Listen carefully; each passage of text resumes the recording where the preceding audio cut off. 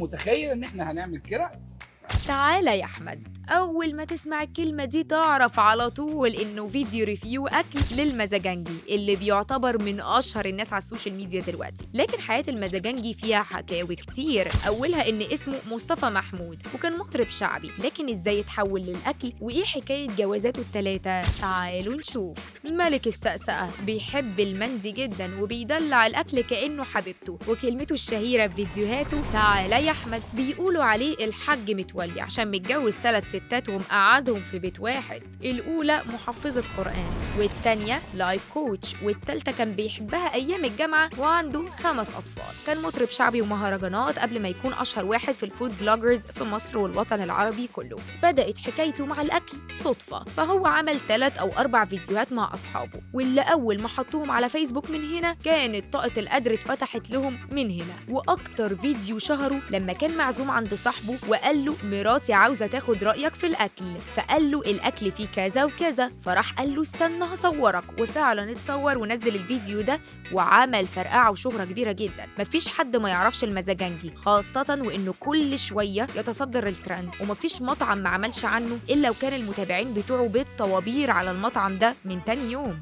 وده بيخلي المطاعم تجري وراه. المزاجنجي كان شغال مطرب شعبي في الأفراح، واحدة واحدة حس إنها مش جايبة همها فاتجه للأكل وبقى فود بلوجر مشهور جدا وفيديوهاته بتجيب ملايين المشاهدات. مصطفى بيقول إن سر نجاحه وشهرته هي دعوات مامته، فكانت بتدعي له كل يوم بالنجاح وإن ربنا يكون راضي عنه. وقبل ما يكون مصطفى فود بلوجر اشتغل كذا حاجة، منهم إنه اشتغل مطرب سنة 1994 وعمل 8 شرايط كاسيت وفتح استوديو وعمل فرق غنائية وقعد 10 سنين، ورغم كده كان بيحاول ينجح. وبعدها بفترة اتجه للغناء الإسلامي ومبقاش حد بيطلبه في الأفراح، فالدنيا وقفت معاه لحد ما جت ثورة يناير واللي فيها قرر يعتزل الغنى في 2011 وباع الاستوديو بتاعه وحاله وقف واتجه للفويس اوفر والفيديوهات الإسلامية، وحس إنهم برضه مش جايبين همهم. راح عمل فيديوهات اجتماعية بينصح فيها الشباب والبنات وإزاي المتزوجين يتعاملوا مع بعض. المتابعين ساعتها بقى قعدوا يهزروا معاه وقالوا له مصطفى حسني يعني ده انت متجوز مرتين. راح قال لهم لا انا متجوز 3 وعايشين مع بعض ومبسوطين وعارف ادي حق كل واحدة ومش مقصر معاهم. حاجة غريبة المزاجنجي عملها، وهو جروب اسمه الحاج متولي بينصح فيه الشباب ازاي يتعاملوا مع الزوجات. وقال كمان ان اكتر حاجة نجح فيها ومبسوط انه عملها انه جمع 3 ستات في بيت واحد. راح اتجه المزاجنجي لريفيوهات الاكل واللي عملت له نقلة ونقطة تحول في حياته، خلته مليونير والناس كلها بتحب ستايله وطريقته في الاكل، لدرجة ان كلمة السقسقة وتعالى يا احمد دي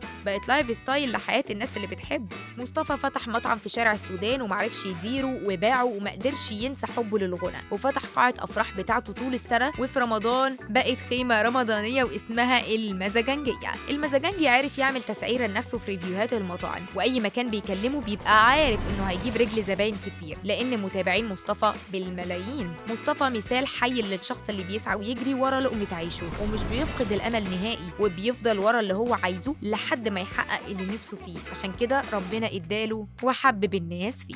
بعد ما شفتوا بقى فيديوهات المزاجنجي ايه رأيكم في طريقته؟